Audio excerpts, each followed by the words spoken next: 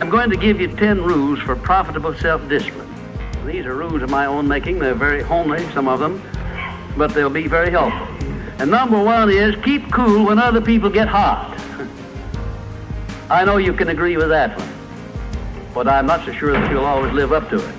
We're inclined, all of us, to get hot when the other fellow gets hot. Say angry things when the other fellow starts saying angry things. I was in the home of the president of a big electric power company one evening when there came a storm, and he called up one of his head men to go out to take care of an emergency that happened as a result of that storm. It was on Sunday evening.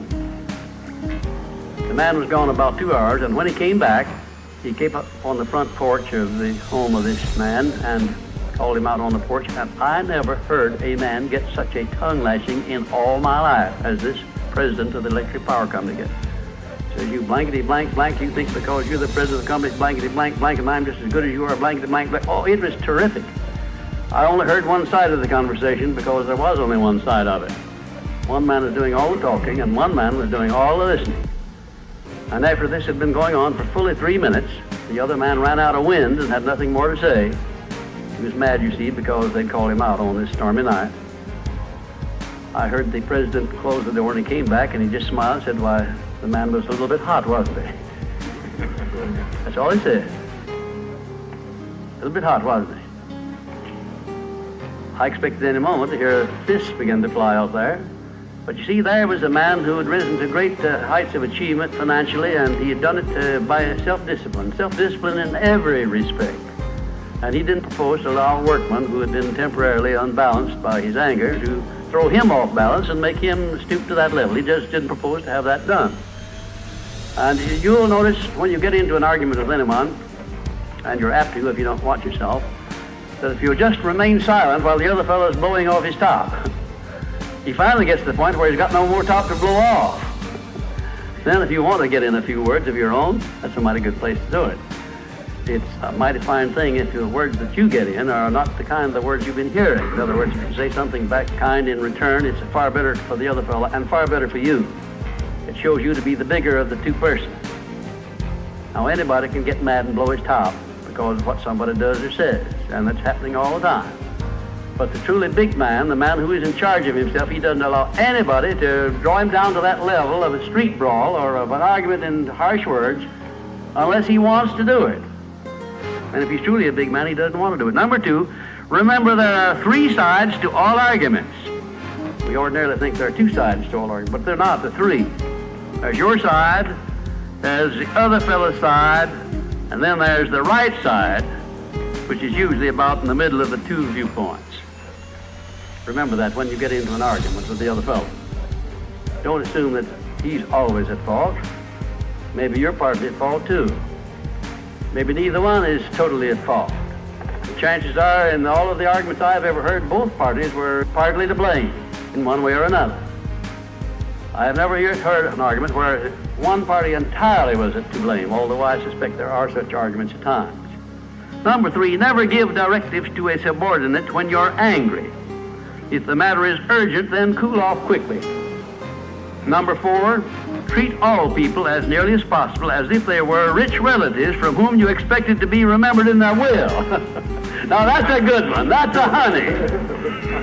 That is a honey. If you just do that, treat all people as if they were rich relatives from whom you expected to inherit something at their death. And you can do that. You know, if you had a rich relative that had $1 million he was going to leave to you, or you suspected he was going to, it wouldn't make very much difference what he said or did. He would never throw you off balance. You'd never talk back to him, would you?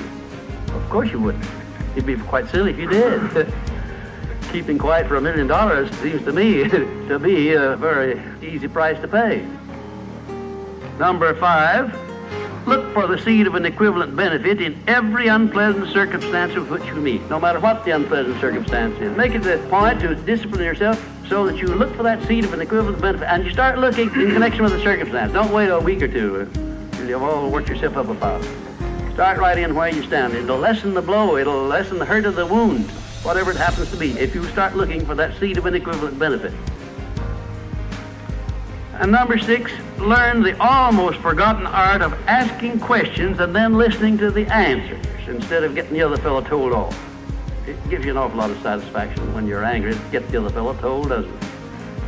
And the temptation is very great to do that. I know, because I've been there many times. Don't do it. Be bigger than that. Listen to what the other fellow has to say, and then when somebody makes a statement that you're not sure about, learn to ask this one question. It's one of the most important questions in life. It'll serve more purposes than any other short question that I can think of. When somebody makes a statement that you're not sure about, or that you doubt, or that you question, ask a 4-word question. How do you know? And then wait for an answer and see him squirm. Oftentimes there is no answer. People make wild statements that they can't back up. And instead of getting into an argument and making an incident out of the matter and getting yourself worked up into an argument, let the other fellow stew in his own fat by putting him over the barrel. But that question, how do you know? I had a clergyman in my class once who was very, well, I just don't know exactly how to describe him. He was a fanatic, you might say, on the subject of religion. And he was sure that he knew exactly what was going to happen to me after death. He said so in no uncertain terms, not in the class, but in a private conversation. And he raved and ranted for quite a little while about it. And when he got through, I said, how do you know, Parson? And that really put him over the barrel. He said, that's the way I feel about it. That's my faith. I said, well, now, having belief and faith is one thing, but having evidence is something else again. How do you know what's going to happen to me after I die? I don't know, and I doubt that you do. How do you know? Well, he never did give me a satisfactory answer. There are a lot of questions that come up in life in connection with which, if you'll ask that one thing, how do you know, you'll find that the other fellow will be off balance, and you don't need to make an incident out of what he says. You don't need to get mad at what he says. 7, never say or do anything which may influence another person without first asking yourself this question: will it benefit him or hurt him? And if it will hurt him, don't do it. Don't say anything or do anything that would hurt another person under any circumstances, no matter how much he may deserve it. Exercise self-discipline. Don't do that, because if you hurt another man, you're going to hurt yourself 10 times as much at least, because that hurt will come back on you. I don't care who you are nor what circumstances you're working under or living under. If you hurt another person, you will be hurt 10 times as much. And if the hurt doesn't come immediately, the rate of interest on that is compound interest on compound interest, and it'll be 100 times as great if you wait long enough. Because everything that you do to or for another person, you do to or for yourself. There is no escape from that. That's just as much a law as the law of gravitation, which everyone understands. You know that if you stepped off of the top of this building, no matter what your mind was or what your belief happened to be, if you stepped off of the top of this building and violated the law of gravitation, that you hit the ground and you die in a very few seconds. And this law, which brings you back that which you send out, is just as inevitable, just as inexorable as the law of gravitation or any other of nature's laws. Number 8, learn the difference between friendly analysis and unfriendly criticism.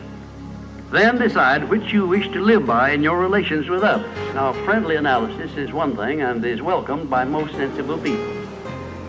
I don't object to friendly analysis of anything that I do, even though it's very unfavorable. If it's friendly analysis, I like it, because I can improve by it. But if it's unfriendly criticism, very obviously unfriendly criticism, and not analysis, well, then I resent it. I wouldn't be human if I didn't. How can I tell whether it's friendly analysis or unfriendly criticism? How would you go about telling? A lot of ways you can tell. You can tell by your relationship to the person who's making it, whether it's friendly or unfriendly to begin with. If it's an enemy, obviously I discount it right off the bat, because you almost know it's going to be unfriendly criticism. I can tell also by the tone of voice in which he does it, by the manner in which he does it. Because a man who engages in unfriendly criticism generally uses a few epithets along with it that clearly indicates that he's biased. If you have self-discipline, you're not going to be influenced by that kind of a person. And number 9, remember that a good leader in any calling is one who can take orders as cheerfully as he gives them. And number 10, last but not least, remember that tolerance in human relations is just as important as tolerance in the operation of mechanics.